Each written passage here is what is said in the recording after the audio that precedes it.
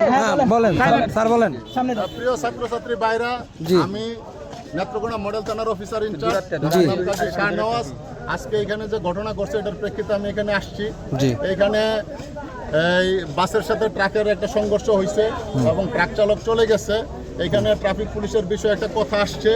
যদি আমাদের ট্রাফিক পুলিশের কোনো এখানে ভুল থাকে, অন্যায় থাকে, অলরেডি আমরা পুলিশ সুপার স্যারকে বিষয়টা অবগত করছি এবং তাদের বিষয়ে যদি আপনাদের কোনো অভিযোগ থাকে আপনারা কাছে আসেন, আপনাদের প্রতিনিধি নিয়ে আমি স্যারের কাছে যাব।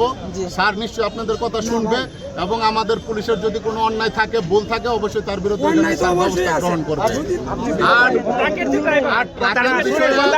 ট্রাকের যে ড্রাইভার হেল্পার তারা যে অপরাধ করছে তাদের বিষয়ে আপনারা একটা অভিযোগ দেন, কলেজ কর্তৃপক্ষের সাথে কথা বলে আমরা তাদেরকে আইডেন্টিফাই করে তাদেরকে আমরা আইনের আওতায় আনবো এবং তাদের বিরুদ্ধে আমরা আইনগত ব্যবস্থা গ্রহণ করবো।